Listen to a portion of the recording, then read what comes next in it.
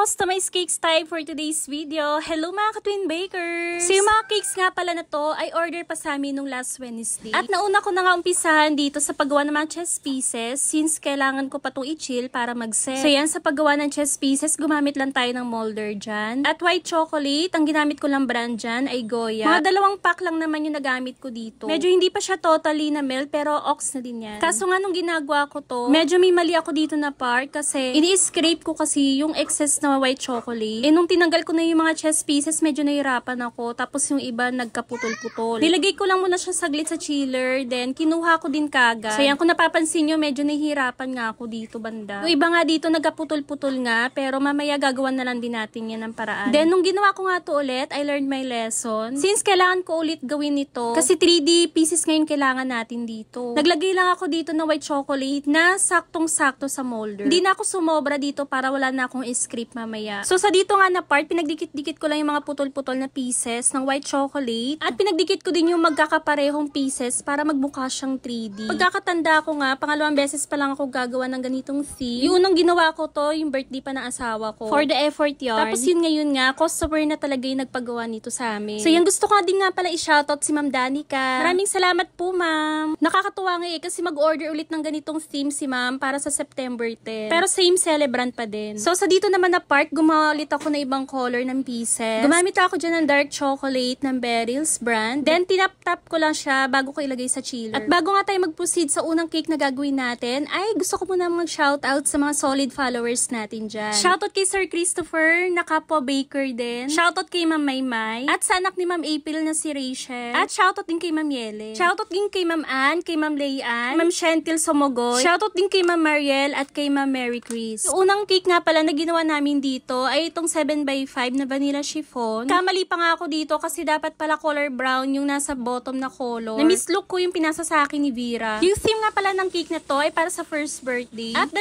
cake nga yung in-order sa amin. Yung isang cake naman ay para sa christening. Inuna nga namin tinapos to kasi for delivery din yung mga cakes na to. So, going back nga pala dun sa caption na nilagay ko dito sa vlog. Meron kasi nag-comment dun sa video ko dun sa kabilang app. Sinabi ko kasi dun na usually chocolate ganache talaga yung pinang-feeling namin sa mga moist chocolate. Pero naubusan nga ako that time at medyo tinatamad nga ako mag-chop ng chocolate. Kaya yung nilagay ko na lang na pang-feeling dun sa moist chocolate ay Yema Fudge. Which is okay din naman siya i-alternate pang-feeling. Actually, yung ibang suki nga namin, mas gusto yung ganung pang-feeling namin sa mga cakes. Kaso yun nga, medyo marami na off dun sa pagsabi ko. Minsan pa naman kapag nag-voice over tayo, di na natin minsan naiisip kung sakto ba yung lumalabas sa mga sinasabi natin. Nasabi ko naman talaga yun kasi totoo naman. Naubusan kasi ako that time at feeling ko masyashort ako sa time. Kung gagawa pa ako ng chocolate ganache, kasi di rin biro mag-chop na 1 kilo ng chocolate, lalo na kung matigas yan. Tapos kapag gagawa ka pa ng ganache, hindi mo naman kagad magagamit yan, kailangan mo pa iset yan. Tapos yung word na tamad, ginamit din nila yon sa akin. Para isipin na kinatamaran ko daw yung paggawa ng cake ng customer, kaya hindi naging maganda yung outcome ng cake. Actually, hindi naman ako nagpa-apekto kasi unang-una, ganda naman yung feedback sa atin ni ma'am, yung nag-order mismo. At hindi rin naman totoo na kinatamaran ko yung paggawa ng cake ng customer kasi we all know na tayo mga baker. Gagawin natin lahat, make sila yung expectation sa atin ng customer. Naman yan sila babalik sa atin kung makita nilang walang ka-effort-effort yung mga ginagawa nating cakes. Tapos yung iba siya sabi, hindi daw marunong tumanggap ng constructive criticism. Actually, sa 1 year ko na napagbablog, ang dami ko na natanggap ng ganyan. At marami na din ako na-apply sa sarili ko. Pero yung iba nga, nagbibigay ng constructive criticism in a rude way, not in kind or positive way. Minsan patola pa naman tayo. Actually, hindi ko naman kailangan na-explain yung side ko kasi yung makakalinya ko lang sa trabaho, yung makakaintindi sa akin kung bakit ko nasabi yun. Sabi ko nga kay Vera, wag na lang pansinin yung mga ganyan. Save natin yung energy kasi marami pang darating, charot. So yan, balik na lang tayo dito sa cake. Ang size ng cake na to ay